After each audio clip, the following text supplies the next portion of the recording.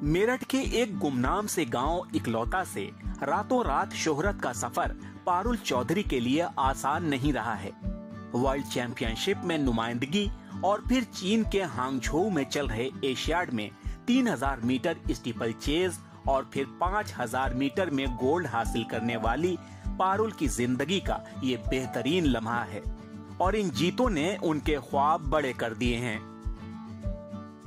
जो मतलब मेरी फैमिली है वही फंक्शन वगैरह करेंगे, अब देखो वो कैसे करते हैं।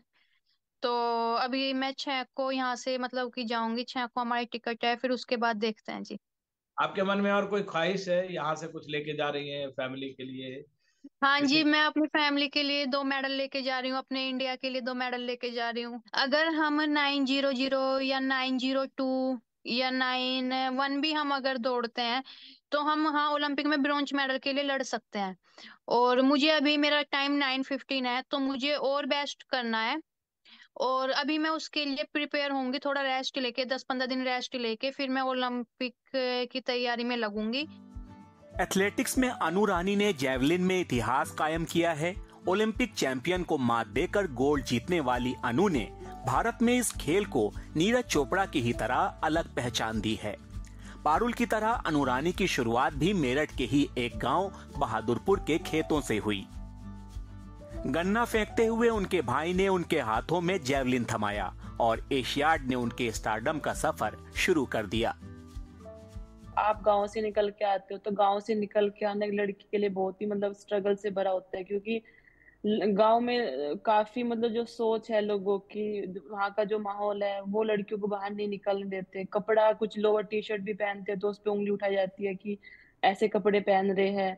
तो मतलब काफी स्ट्रगल भरा रहा है। हम 5 भाई बहन है, पापा किसान है। तो जब मैं स्टार्टिंग में गेम करती थी मेरे पास शूज भी नहीं होते थे, किट कपड़े भी नहीं होते थे, तो पड़ोस में जाके मतलब किसी फ्रेंड की टी शर्ट लेके आती थी, शूज लेके आती थी, कॉम्पिटिशन खेलने के लिए जाती थी, फिर बाद में कॉम्पिटिशन खेलने के बाद आके उसका वो वापस करती थी।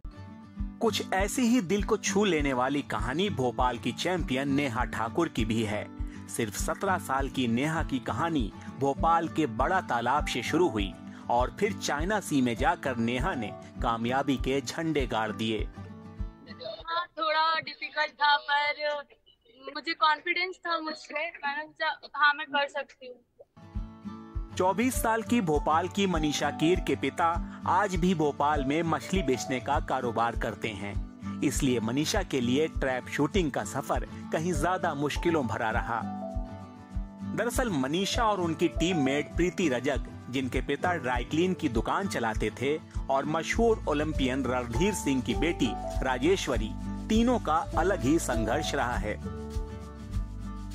वहीं घुड़सवारों की टीम ने पहली बार गोल्ड जीतकर इतिहास तो कायम किया है, मगर एशियाड तक पहुंचने से पहले इन्हें कोर्ट तक के चक्कर लगाने पड़े, तो किसी को घर तक बेचने की नौबत आ गई। जो भी sacrifices थे, they all seem very worth it now, क्योंकि we came out on top and I'm very grateful for everything that's happened. ये अपने आप में काफी बड़ी जीत है हमारे लिए कि हमने मेहनत सारी करी थी, और कोई भी किसी भी चीज को तय करने के लिए उसमें काफी सारी रोक टोके तो आती ही है, इसमें कोई नई बात नहीं है। और फिर चाहे हमारे जितनी भी कठिनाइयां आई, हमने उसे हर हिम्मत से हम उसके पार आए। वुशु की रोबिशना देवी की बड़ी फिक्र मणिपुर में वुशु का मैदान न होना रहा। वो बेखौफ मैच जीतती रहीं, लेकिन इस बात का डर सताता रहा कि उनका परिवार सुरक्षित रहे। पहली बार किसी वुशु खिलाड़ी ने एशियाड में सिल्वर जीता। बहुत अच्छा लगा। पहले 2018 में मेरा ब्रॉन्ज था, अभी सिल्वर है। नेक्स्ट टाइम हम जरूर गोल्ड दिलाएंगे भारत के लिए। स्क्वैश की टीम ने पाकिस्तान को हराकर गोल्ड मेडल जीता। ये खेल अब भी ओलंपिक में अपनी पहुंच बनाने के लिए संघर्ष कर रहा है, मगर इन खेलों की जीत ने भारत को एशियाड में अब तक का सबसे कामयाब और ऐतिहासिक सफर जरूर करवाया है।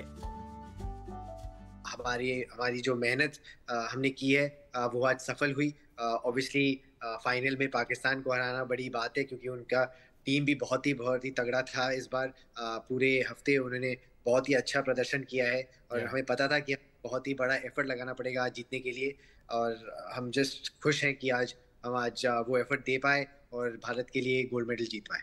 when we came into the tournament, we all knew that we had chances to win medals in all the categories we played. But what transpired today is obviously history, and I think we'll all remember it for a very long time. Delhi से विमल Mohan, NDTV India.